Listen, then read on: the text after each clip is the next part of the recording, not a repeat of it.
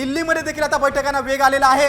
एकदम मुंहतोड जवाब भारताकडून दिला जाईल असं सगळ्यांनाच वाटतंय।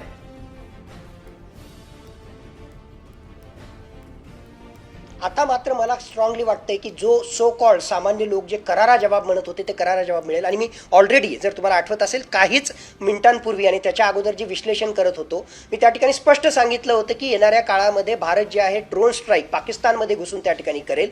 ऑलरेडी म्हणजे ती अपेक्षा होती की आजच्या रात्री करेल, त्याचबरोबर येणाऱ्या काही दिवसांमध्ये करेल। तुमच्या बातमीच्या अनुसार जर लाहोरमध्ये तशा प्रकारचा ड्रोन हल्ला झाला असेल तर ते त्याच दिशेने आहे। आता काही महत्त्वाच्या घटना ज्या ठिकाणी घडतायत, एक गोष्ट जसं तुम्ही सांगितलं की संरक्षण मंत्री हे संरक्षणाशी संबंधित आपले सीडीएस त्याचबरोबर तिन्ही दलांच्या प्रमुखांशी त्या ठिकाणी चर्चा करतायत। दुसऱ्या बाजूला भारताचे परराष्ट्र मंत्री हे डायरेक्टली युनायटेड स्टेट्स ऑफ अमेरिकेच्या परराष्ट्र मंत्र्यांशी चर्चा करतायत।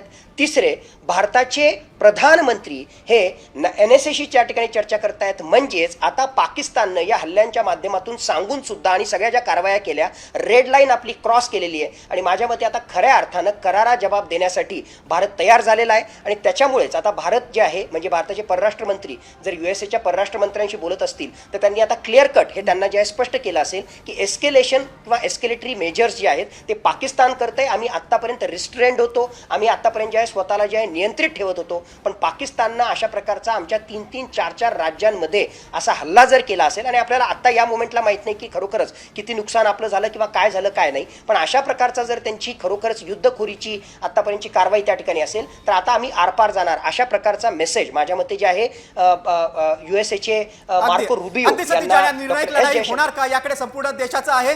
सत्यजी, तुम्ही अगदी सविस्तरपणे वेगवेगळ्या मुद्द्यांवर तुम्ही साम टीव्हीशी संवाद साधलात, त्याबद्दल अगदी मनापासून धन्यवाद।